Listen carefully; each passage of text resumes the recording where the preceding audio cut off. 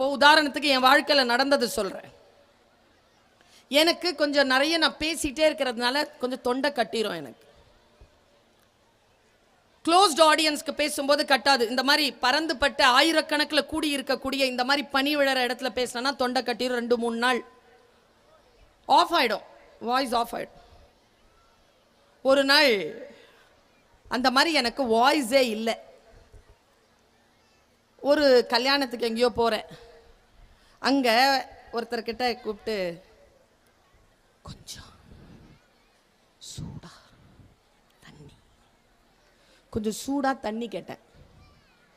அந்த ஆள் ரொம்ப அன்பானவர். அவர்ல கொஞ்சம் இருங்க மேடம், கொண்டு வந்து கொடுக்குறாங்க.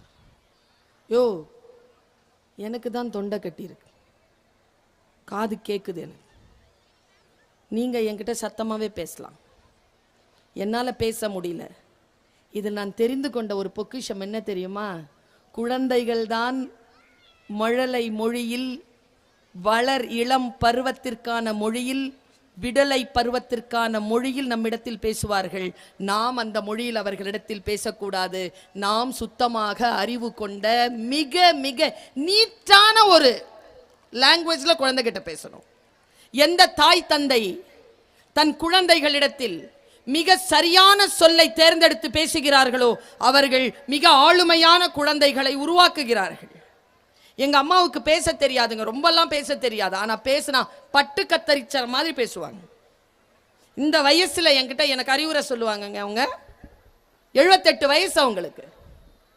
இந்த 78 வயதில் 45 வயது கடந்து இருக்கக்கூடிய எனக்கு புத்தி சொல்லுவார்கள். நான் அதை பொறுமையாக கேட்பதனால் இதோ நீங்கள் என் பேச்சை கேட்கக்கூடிய நிலையில் பேச்சாளராக இறைவன் என்னை வைத்திருக்கிறான். பெரியவர்கள் சொன்னால் அதை கேட்டுக்கொள்ள வேண்டும் என்பது புத்திசாலித்தனம். அது புத்திசாலித்தனம். எங்க அம்மா சொல்லுவாங்க, என்ன பாப்பா எங்க கிளம்பிட்ட? ப்ரோக்ராம், முகம்லாம் நல்லா வடிவா வச்சிருக்கிற. மீட்டிங்கில் ஷூட்டிங்கா? ஆமாம். அழகாக இருக்க.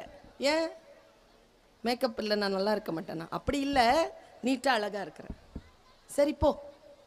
செருப்பு போடும்போது சொல்கிறாங்க, நிலை கண்ணாடி ஒன்று வச்சுருப்பாங்க எங்கள் அம்மா. நான் செருப்பு போடுற இடத்துல ஆடை விலகாமல் சரியாக நான் தெருவிலே கடந்து போக வேண்டும் என்பதற்காக அது என் ட்ரெஸ்ஸை நானே பார்த்துட்டு போகணுன்றதுனால நிலக்கடி கண்ணாடி வச்சுருக்காங்க. இப்போவும் எங்கள் அம்மா ட்ரெஸ் வேலை நீட்டாக ட்ரெஸ் பண்ண சொல்லிட்டு நான் செருப்பு போட்டுட்டு கீழே இறங்குற எங்க அம்மாவுடைய வாயிலிருந்து வந்த தங்கச்சொல் என்ன தெரியுமா? ஒரு கேமரா முன்னால உன்னை நிறுத்தி கொள்வதற்கு இவ்வளவு அழகா புறப்பட்டு போறியே, உன்னை நிரந்தரமாக கடவுள் என்ற கேமரா பார்த்து கொண்டே இருக்கிறது, அதன் முன்னால் அழகாக இருப்பதற்கு இதே போல் முயற்சி செய் என்று சொன்னார். கடவுளுக்கு முன்னால அழகா இருக்கிறோமா? நாம யாரும் பார்க்கவில்லை என்று சொல்லுகிறோமே, கடவுள் நம்மை பார்த்து கொண்டிருக்கிறானே, அந்த இடத்தில் அழகாக இருப்பதற்கு பிள்ளைகளுக்கு சொல்லி தரீங்களா? இதோ அந்த தம்பி சொன்னார், நீங்க ஒரு கிறிஸ்துவனுக்கு சொல்லி கொடுங்க முஸ்லிமையும் ஹிந்துவையும் எப்படி அன்பா நடத்துறதுன்னு. ஒரு முஸ்லீமுக்கு சொல்லித்தாங்க ஒரு கிறிஸ்துவனையும் ஹிந்துவையும் எவ்வளவு அன்பா நடத்தணும்னு. நான் ஒரு விஷயம் சொல்லவா? as a டீச்சர் ரொம்ப கடுமையாக தான் நான் சொல்லுவேன். ஏன்னா என்னுடைய வாய்ஸ் 2 வாய்ஸ் தான். ஒன்று அம்மா வாய்ஸ், இன்னொன்று டீச்சர் வாய்ஸ். இது 2 தான் என்னுடைய டோன்.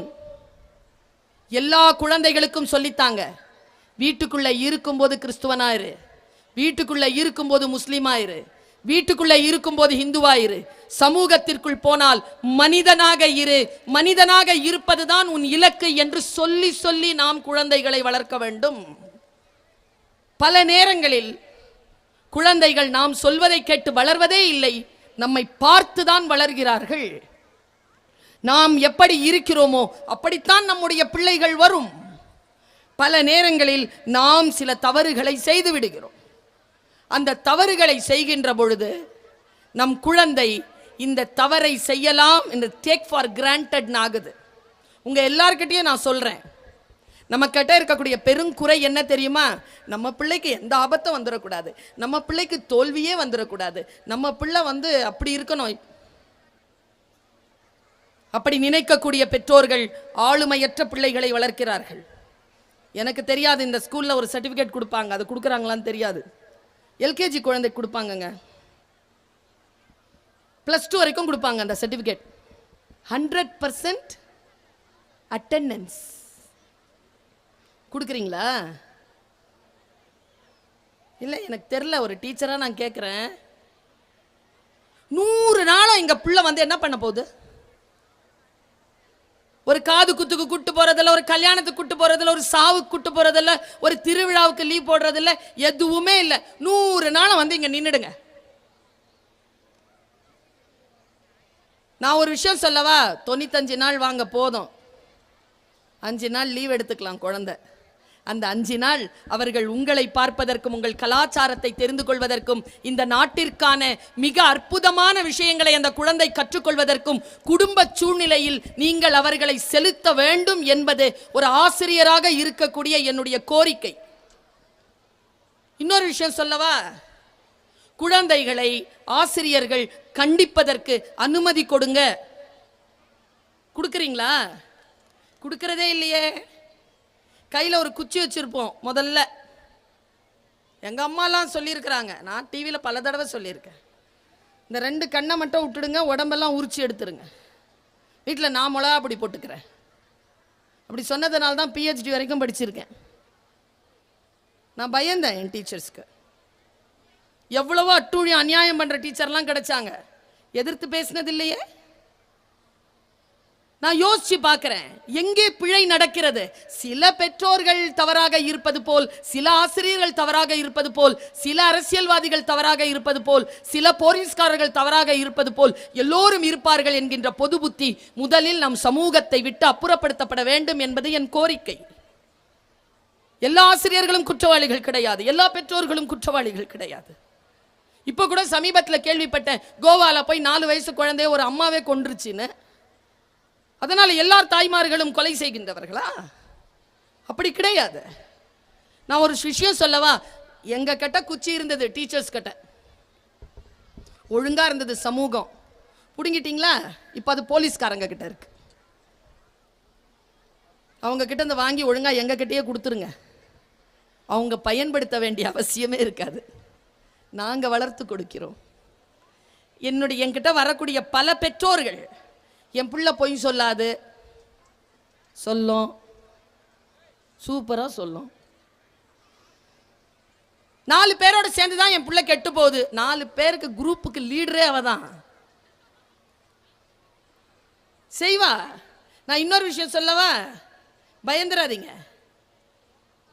எங்க வீட்டிலலாம் எங்க அம்மா என்ன பண்ணுவாங்கன்னா, என் அண்ணன் ஸ்கூல்ல இருந்து வந்த உடனே அவனுடைய பேகை வந்து அப்படியே கொட்டுவாங்க, அதுக்குள்ளே எதுவும் இருந்துடக்கூடாதுன்னு. இன்றைக்கி நீங்கள் இந்த பிள்ளைங்களுடைய பேகை கொட்டினா எதுவும் கிடைக்காது. அதுங்க எல்லாம் பத்திரமா எங்கே வச்சுருக்கு தெரியுமா? அந்த விஷயங்களை உங்கள் மொபைலில் வச்சுருக்குது, உங்கள் மொபைல் அக்கௌண்ட்டில் க்ளவுடில் வச்சுருக்குது. நமக்கே தெரியாது பாஸ்வேர்டு, அதுங்களுக்கு தான் தெரியும், அதுங்களுக்கு தான் தெரியும்.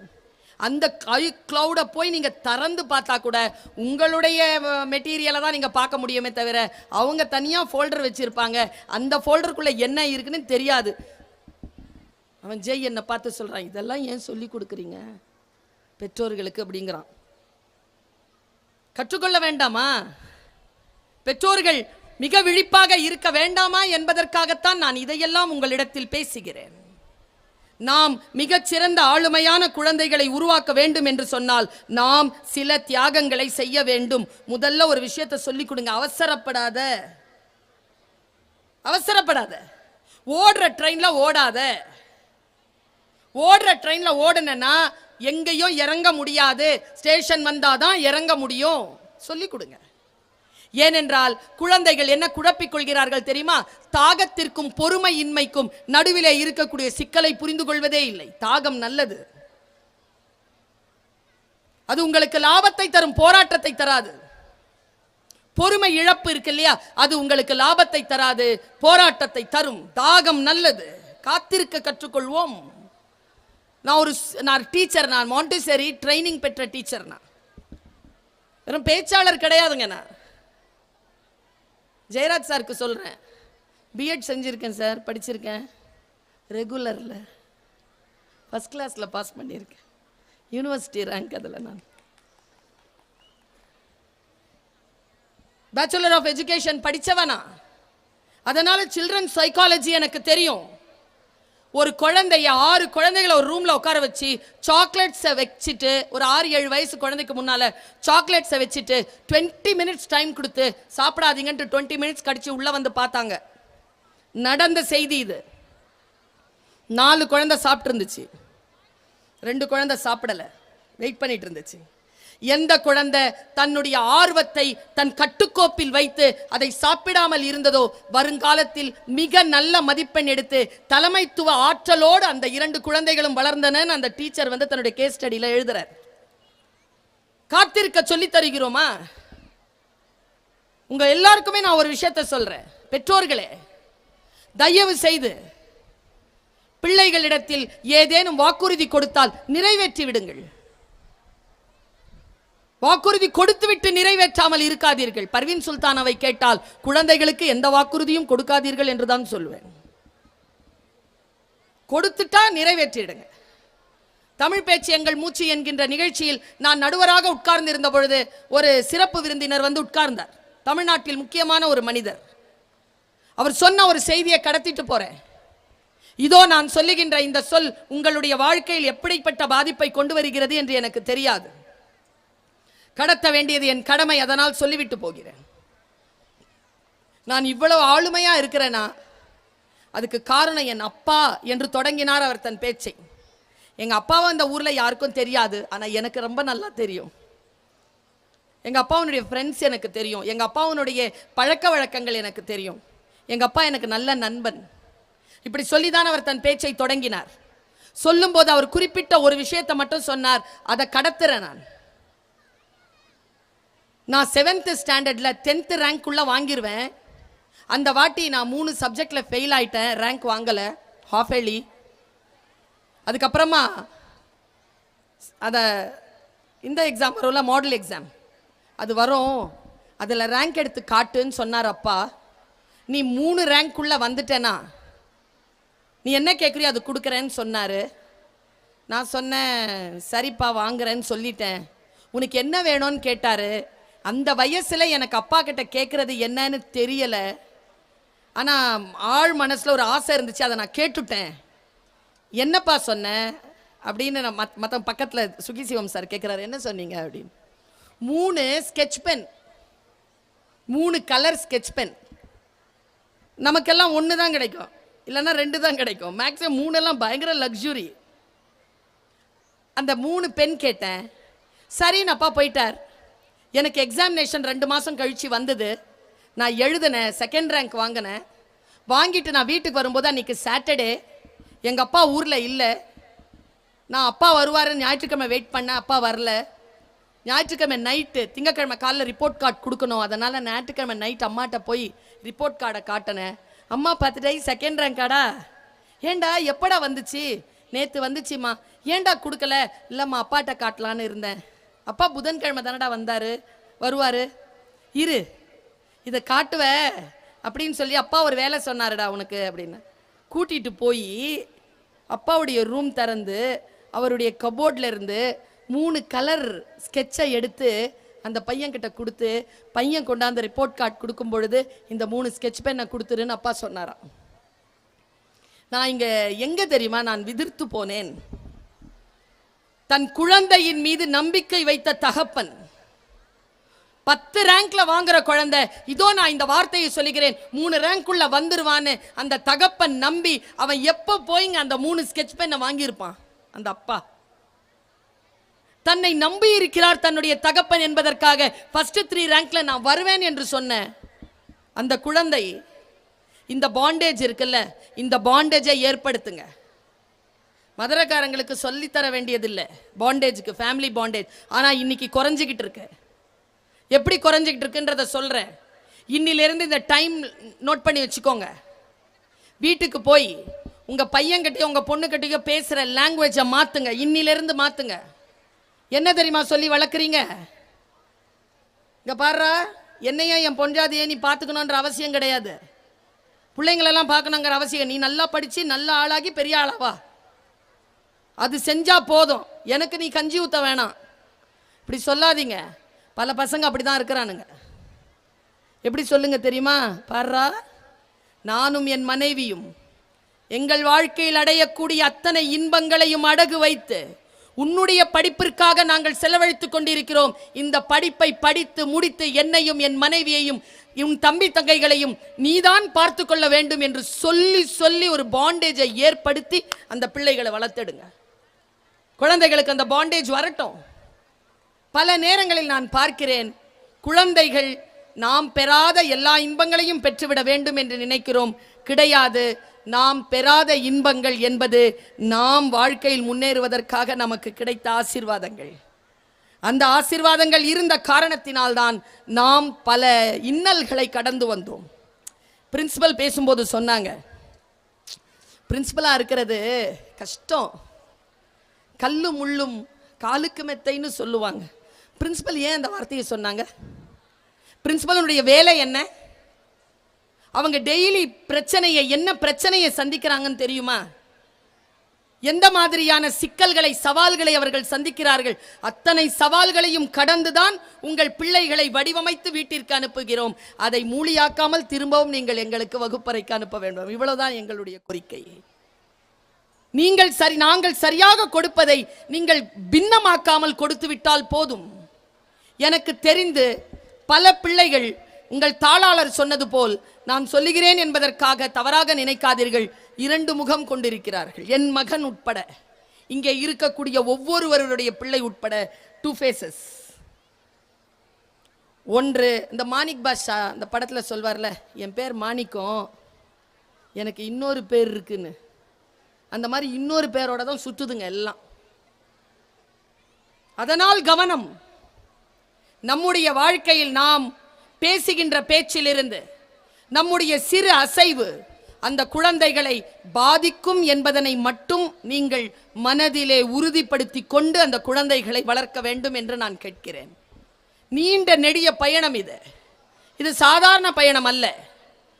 இளைஞர்களாக இருக்கிறீர்கள், சிறிய பிள்ளைகளுக்கு பெற்றோர்களாக இருக்கக்கூடியவர்களை சொல்லுகிறேன். என் பிள்ளை கல்லூரியில் படிக்கிறான். சில பெற்றோர்களுடைய பிள்ளைகள் இப்போதான் மாண்டிசோரியிலிருந்து இப்போதான் வந்து பிரைமரிக்கு வந்திருப்பாங்க. பிரைமரியிலேருந்து இப்போதான் வந்து ஹைஸ்கூலுக்கு வந்திருப்பாங்க. ஹைஸ்கூல்லேருந்து இப்போதான் ஹையர் செகண்டரிக்கு வந்திருப்பாங்க. உங்கள் எல்லோருக்கும் சொல்லுகிறேன், நம்முடைய வாழ்க்கையில் நாம் கணவன் மனைவியாக எவ்வளவு வேண்டுமானாலும் சண்டை போட்டுக்கொள்ளலாம். ஆனால் அம்மா அப்பாவாக சண்டை போட்டுக்கொள்வதற்கான தகுதி நம் யாருக்கும் கிடையாது, பிள்ளையின் பொருட்டு. அந்த மேடம் ஒருத்தங்க இங்கிலீஷ்லயே பேசினாங்க நிறைய நேரம். கடைசியா பல விஷயம் புரியல, அதில் எனக்கு புரியல, வேகமாக பேசினாங்க. ஆனால் அதில் ஒரே ஒரு விஷயம் மட்டும் புரிஞ்சுது எனக்கு. பிடி அப்படின்னு சொன்னாங்க, பேரண்ட்ஸ் டீச்சர்ஸ். பேரண்ட்ஸ் டீச்சர்ஸ்க்குன்னு ஒரு டே கொடுப்போம். ஒரு ரிக்வெஸ்ட் என்ன தெரியுமா? அம்மா அப்பா 2 பேரும் சேர்ந்து வாங்க, 2 பேரும் சேர்ந்து வாங்க.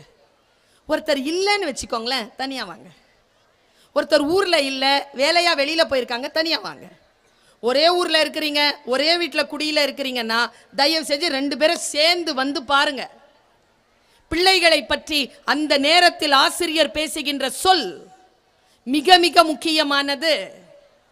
பிள்ளைகள் எப்படி வளர்கிறார்கள் என்பதனை சொல்லுவதற்காக நான் ஒரே ஒரு கருத்தை மட்டும் நான் உங்களுக்கு சொல்லி நிறைவு செய்கிறேன்.